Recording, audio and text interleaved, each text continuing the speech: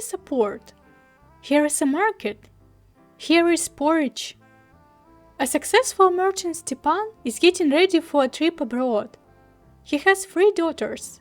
The oldest, the influencer, the middle, not the brightest in the family, and the youngest, Anastasia, the golden child, aka the protagonist.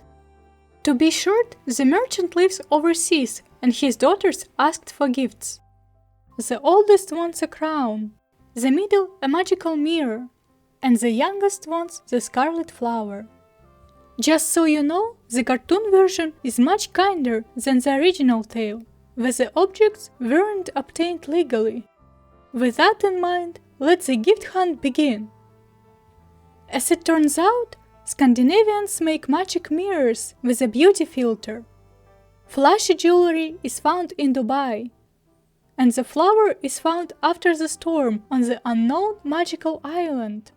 Sounds totally safe and legit to take it. Totally.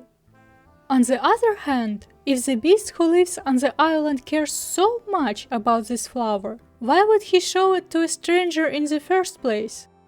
The deal between the merchant and the beast is that someone from his family must stay on the island with the beast to keep him company, or the merchant will be gone, just like a plucked flower.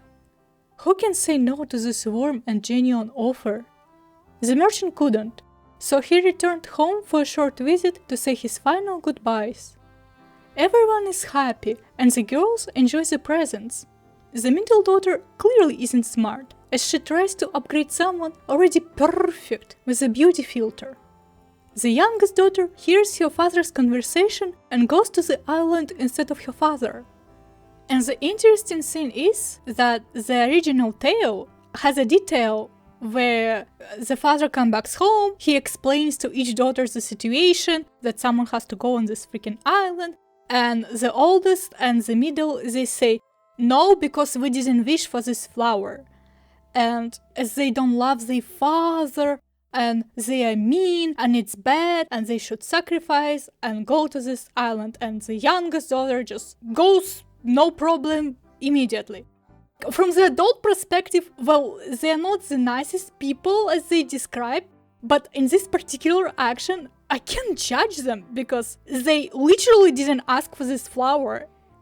If the youngest would ask for something standard like dress or fabric or whatever princess's wishes entail, like this mess wouldn't happen. She clearly caused the situation with a flower wish.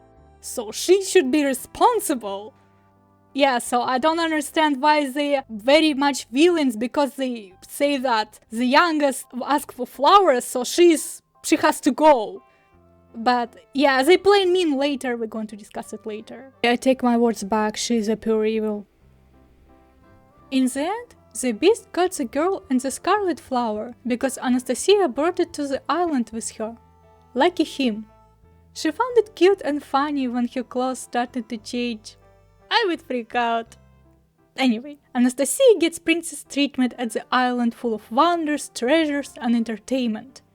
She has a magical ring that brought her to the island, and it can bring her back home anytime. When you have the option to leave, it is a green flag. The beast looks like a huge Thai beanie stuffed plushed animal, but our girl gets scared anyway.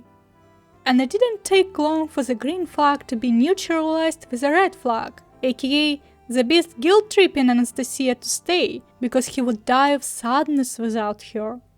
Sounds so romantic, but in reality, this is a manipulation, and you aren't responsible for someone else's life if it is the only thing, I repeat, the only thing that keeps you in these relationships. Daily wisdom from Katya. Also, if you knew Russian, you would understand my joke about the red flag of their relationships being as bright as the scarlet flower, because in Russian, adjective alый means reddish crimson color. The scarlet flower is a red-colored flower, but you don't, so you missed a good joke. And yes, Anastasia stays on the island. The beast gives her a silver plate and bulk apple, about which you can learn more in my top 10 magical artifacts in Slavic fairy tales episode. After seeing her hometown, the beauty becomes homesick, and the beast says, "You aren't in a jail, go visit them."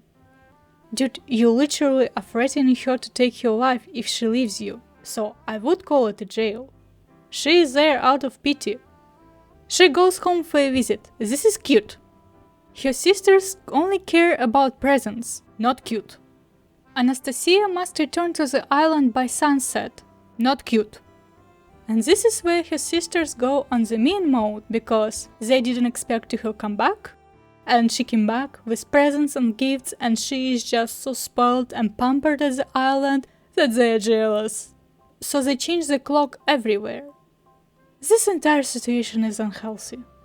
All of it. Anastasia comes back to the island and everything is falling apart there. Her tears and the promise to never leave him bring the beast back to life and his human form. Apparently, he is a prince that was cursed.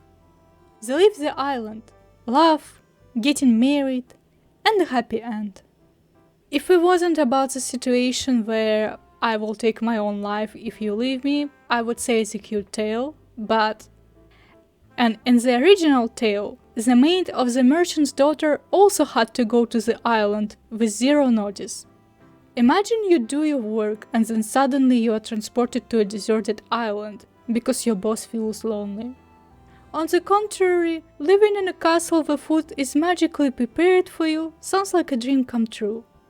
Would you want to live in a smart magical castle where food appears from nowhere, dandelions? Let me know in the comments.